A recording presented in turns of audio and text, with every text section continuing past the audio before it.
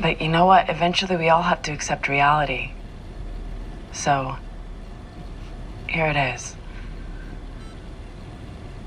I am a person. You are not.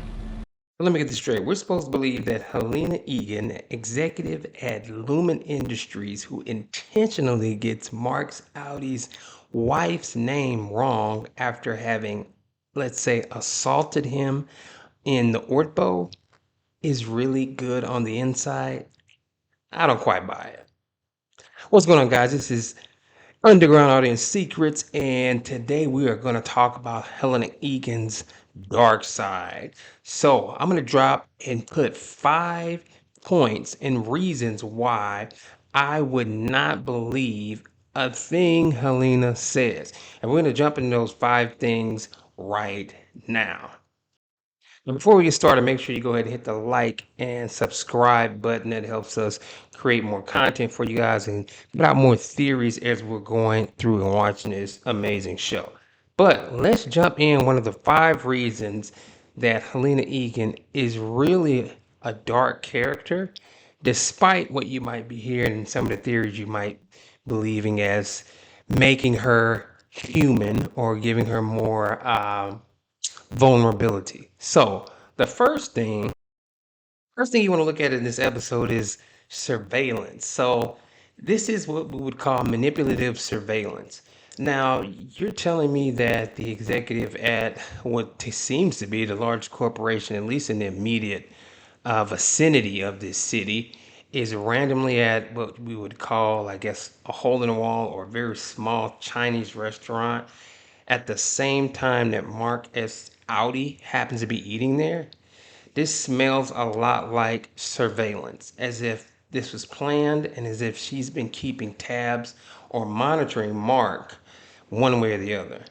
So, why would a person with good intentions go to this extreme to monitor him? At minimum, she's stalking him.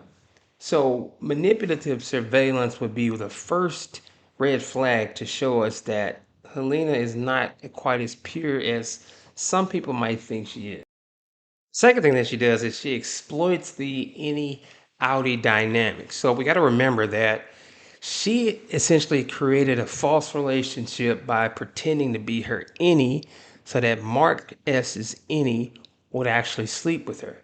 Now, she did this completely without him being aware of this going on. So even as she's approaching Mark in his outie state, she's approaching him knowing that they have essentially slept together, even though he does not know that they slept together.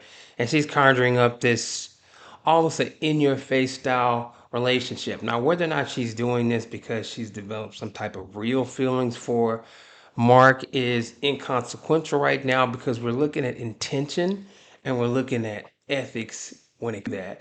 Essentially, let's put it in a different way. Let's look at the fact of let's think about it like this. If she actually were to have drugged someone or drugged Mark and he was then proceeded to sleep with her but had no knowledge of this happening, and then she showed up again a day or two later in front of the same person that she just essentially drugged and slept with, it would be extremely, extremely inappropriate. So for some reason, her showing up here doesn't seem to be hitting some people with the same amount of inappropriateness or you have to have a lot of cojones to do something like this.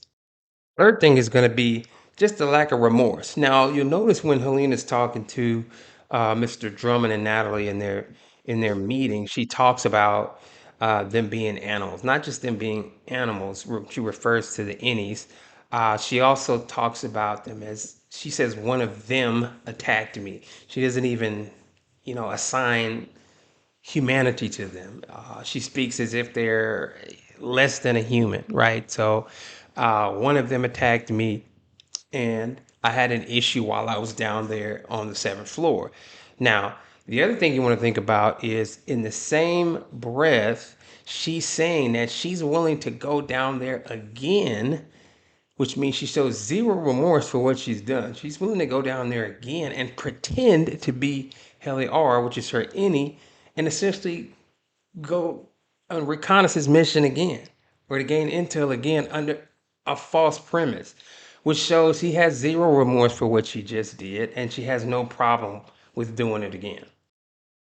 Now, the fourth thing is when she's actually meeting with Mark at this Chinese restaurant, she has a very invasive conversation with him, right? So it seems like the whole purpose of this conversation is just to kind of gauge what he knows or what he can recall. He uses the ruse of, friendship, or maybe she's even trying to flirt with him in terms of, hey, you'd be the first one to meet my dad, that whole rhetoric that she uses, trying to get him to let his guard down, to see what information she can get out of him, right? So when she actually says, gets his wife's name wrong, it's just a way to me to see if she can get a reaction out of him, see how he responds to it. Um, and then also she talks about, she makes the joke about, hey, I know everything. I'm an executive.